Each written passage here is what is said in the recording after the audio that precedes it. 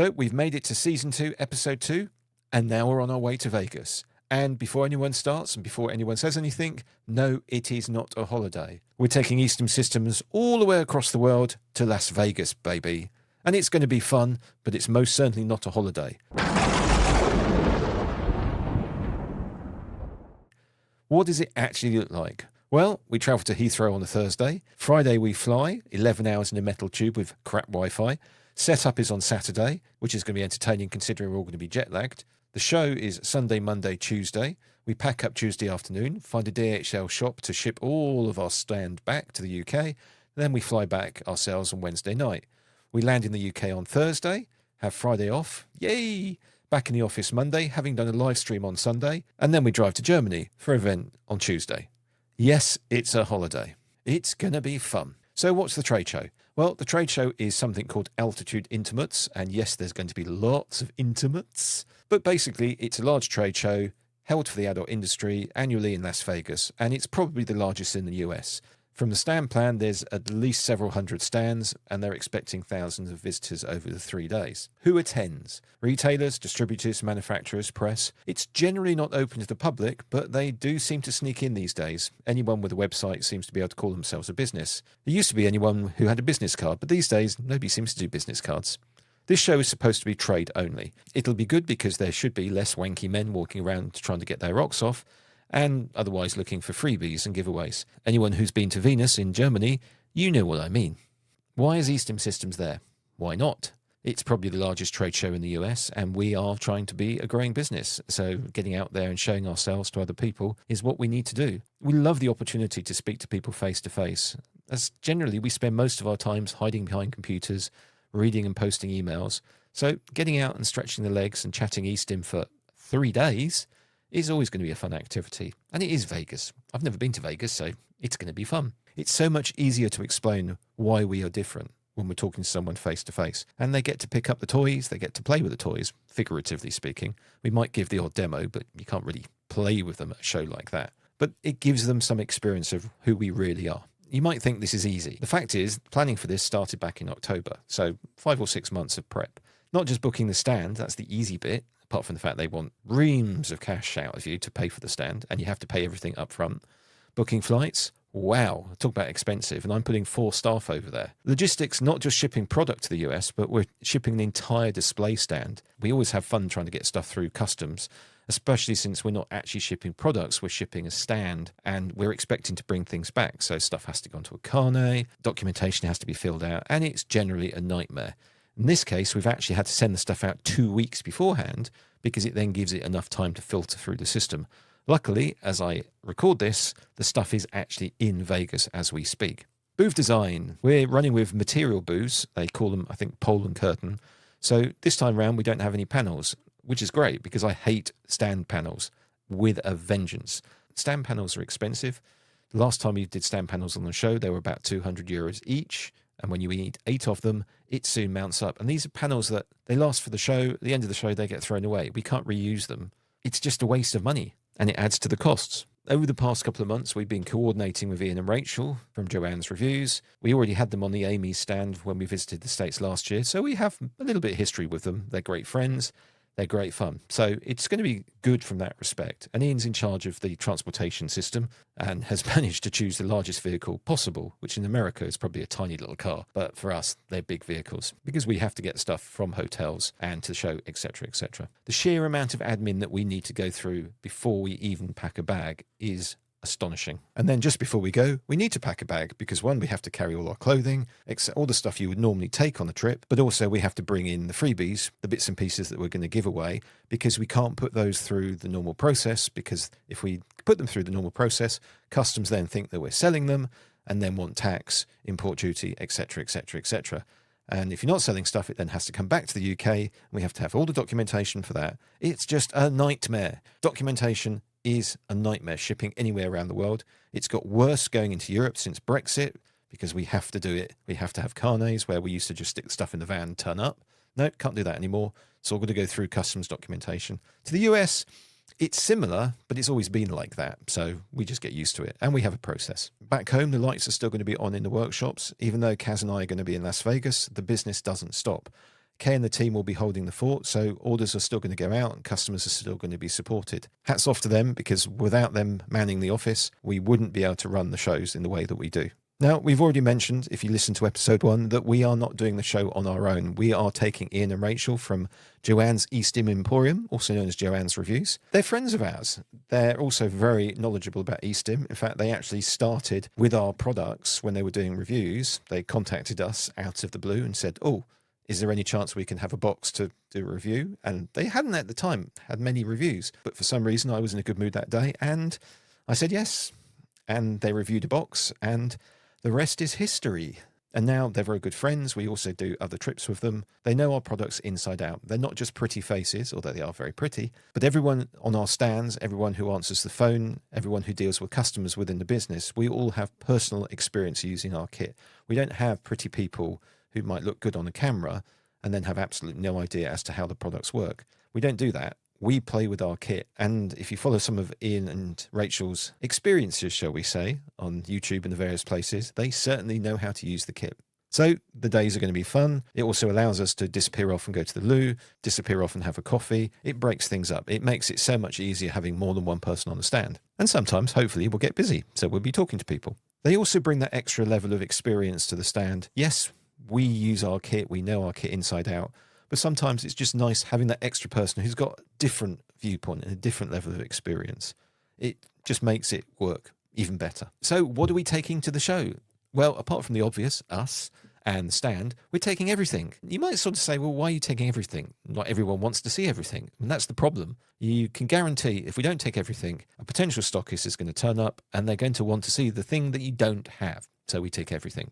And I mean everything. It doesn't necessarily all come out on the stand, but we will have it somewhere. So if someone wants to see a cable, and bear in mind we recently launched the Coyote cable, which has been a hit.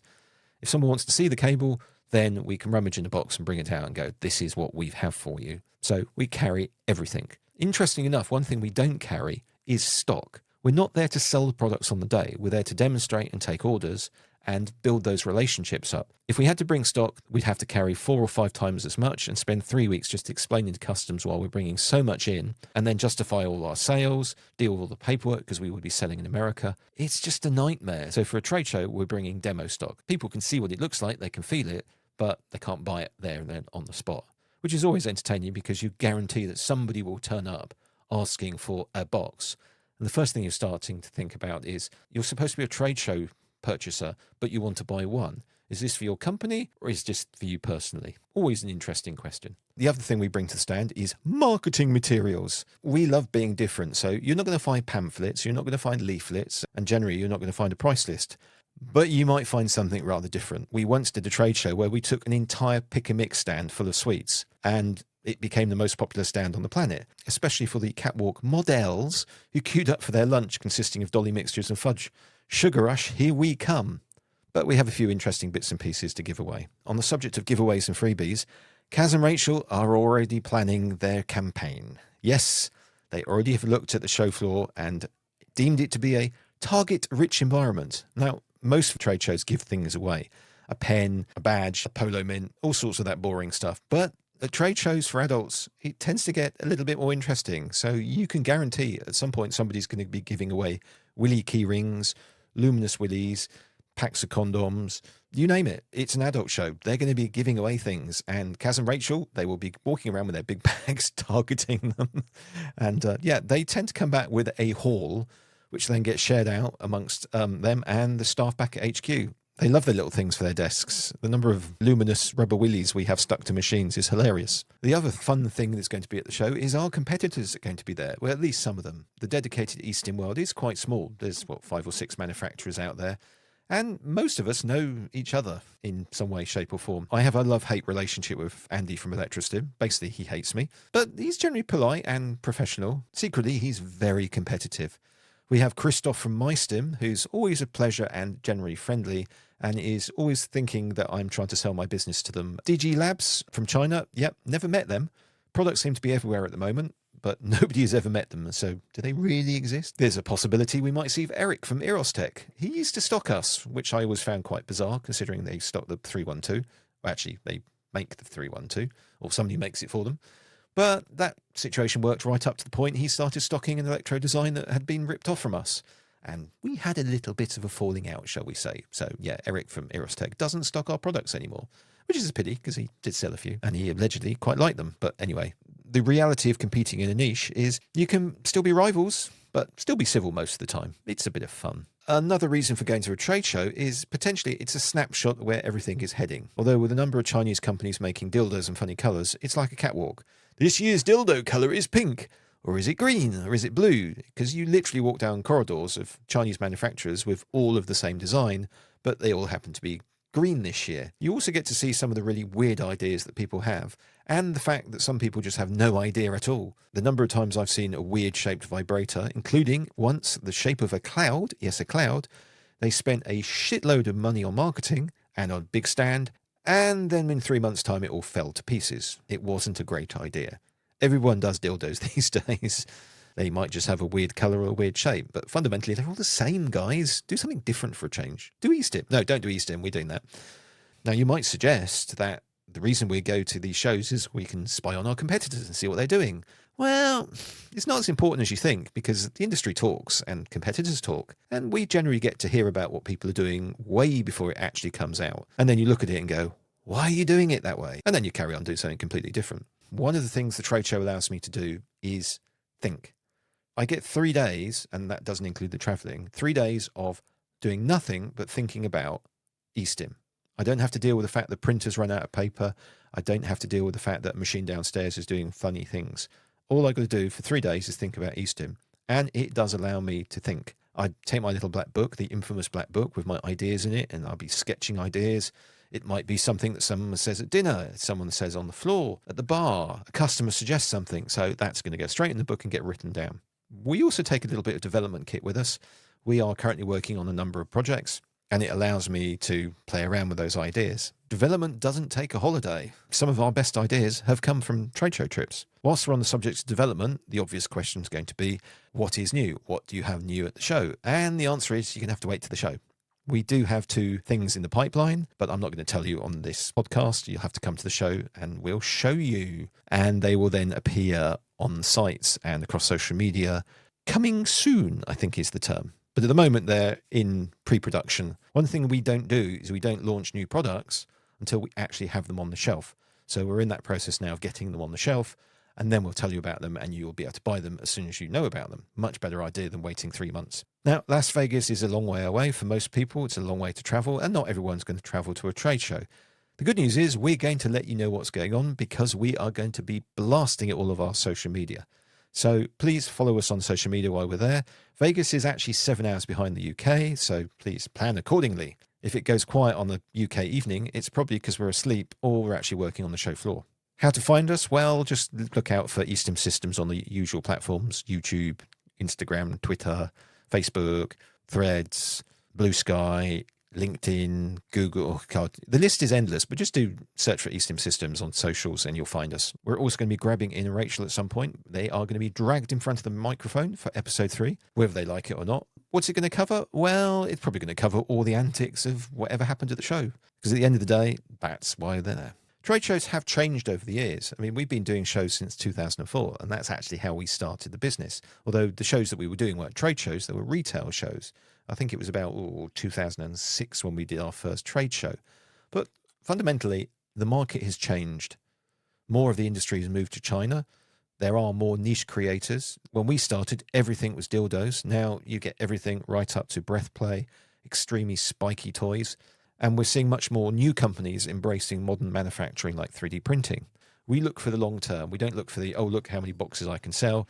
We want people to buy our products and continue to buy our products, which is why we're constantly developing new ideas. That's what we do. That's why we're different.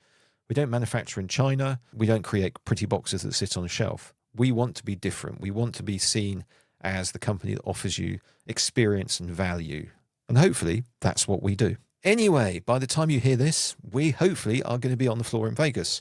Don't forget, follow the socials for live updates. Next episode, we should have Ian and Rachel in some form.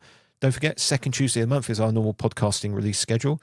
Also, last Sunday of the month, which is actually the Sunday we come back from Vegas, is the live stream, which is going to be interesting because we are going to be jet lagged, but we're still going to do it. But whatever you do, please continue listening. Thanks for listening. Don't forget, be safe and have fun. Bye.